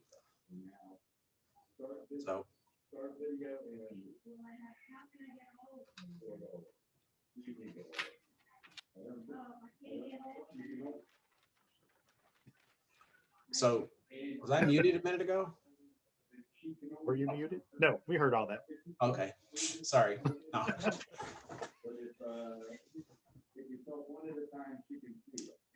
trying to think of things that I would like to know more about. I mean, I'm sure there's a lot of resources on the BHS website. I will say this, just to add to that. I don't know if anybody paid attention to them. All summer long, though, especially a lot of the inclusion series that Journey Rebecca put together through BHS. Especially as we've moved to Everyone in Harmony, but even outside of that, because they hit on a lot of, and I'll even say some racially charged stuff in terms of being welcoming choruses. That was a really great series to watch through, which I think should still be on the BHS website because it was for free. But great things to listen to from people who are living having been uncomfortable in barbershop situations and how they felt about it, to be able to think outside the box for us to go, how do we prevent that from happening for guests that are coming in? And I got her phone fixed. But anyway, just in case you ever wonder, you just tap the phone itself, and all the stuff that comes around our screen right now where you can mute and unmute and everything, that all shows up on the phone. But anyway, I can't believe her. But anyway, yeah, the diversity issue. They've been here since the beginning of time. And they've been here in the country since the beginning of time. But we present ourselves as being welcoming, and it's really tough when you can see a fellow barbershopper not being welcoming. So we have to work around that. I don't know what the first topic was, but what else have I missed? What else can we talk about? What else do you wish would have come up? I think I had mentioned that I imagine there are many resources on the BHS website. I mean, I'm on that website right now on the membership page, and I can't find stuff now. I have to relearn the website because I guess they rolled out the new one. I used to have access to my chapter, all the chapter members when their memberships expire and all that. I have to re-find that now. I don't know where that is anymore. But so what I was saying is there's a lot of resources I think on the BHS website for us, maybe just as guidelines or also ideas of ways to maybe boost our membership development. Yeah. One of the things is you don't want to make it rocket science. You want to make it real tough.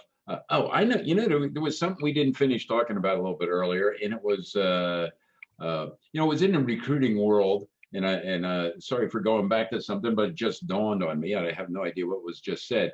But recruiting choirs, recruiting inquires, and everything like that. It's called Be Careful. If you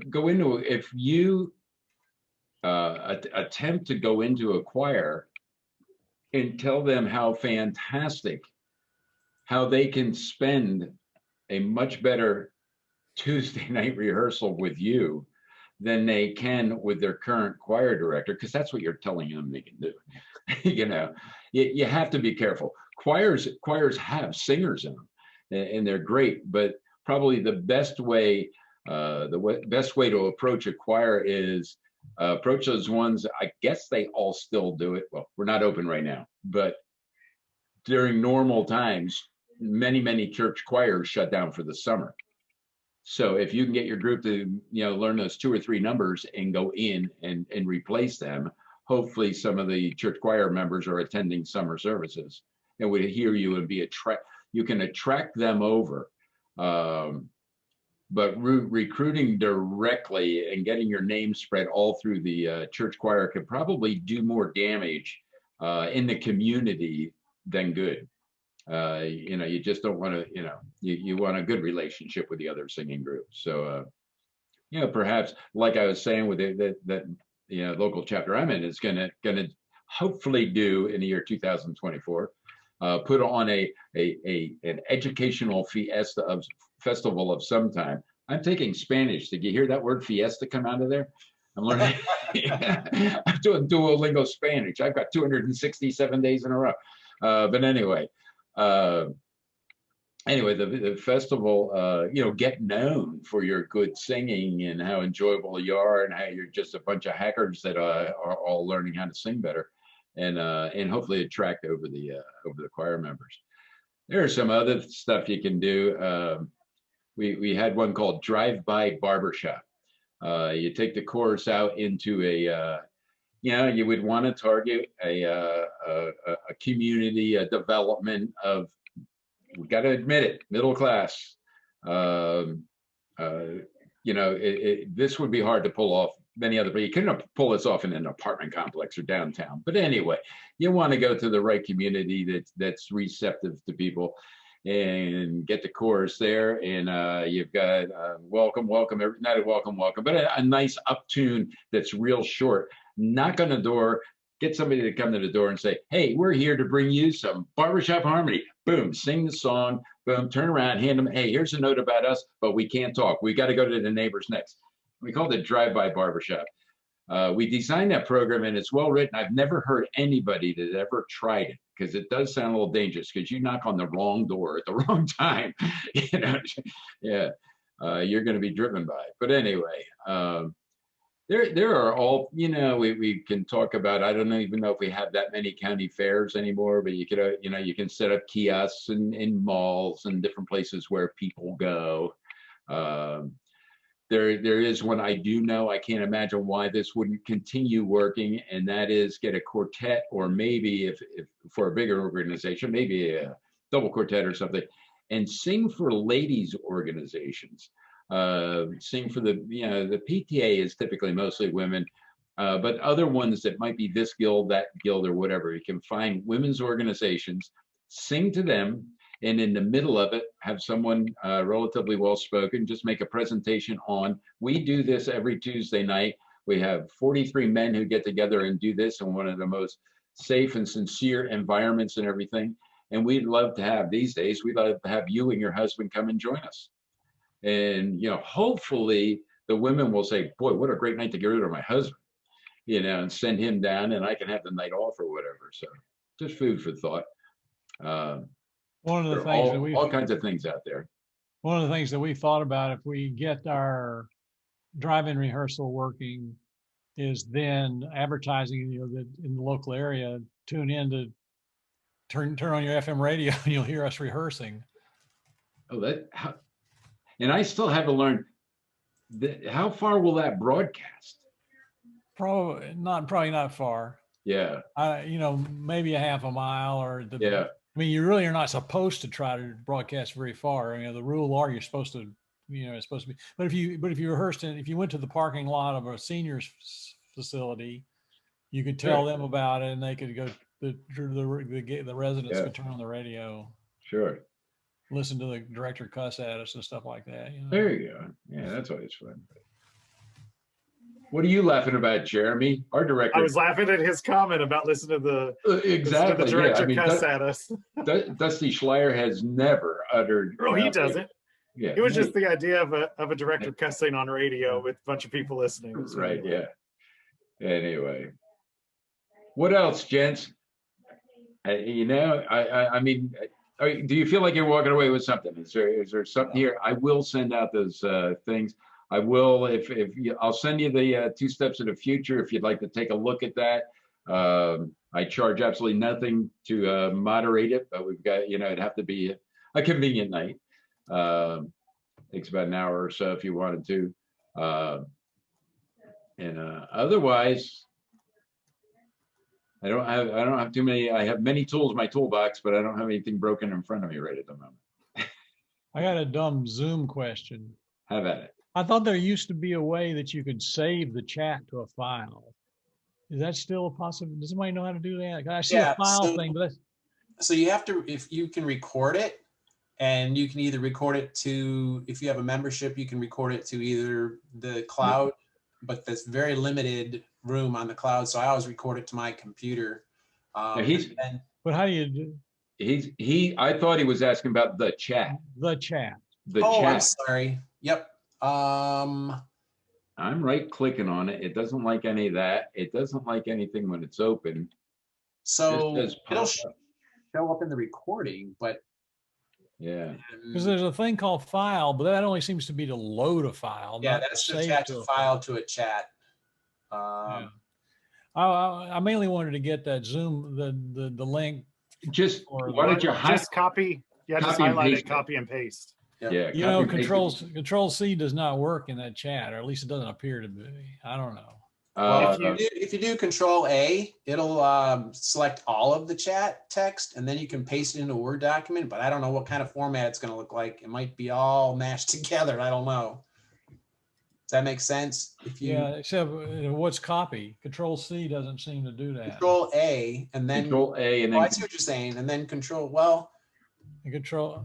Okay, maybe it worked that time. Let me see. And then if you do Control C, I have a Word document open right here with all of our pictures.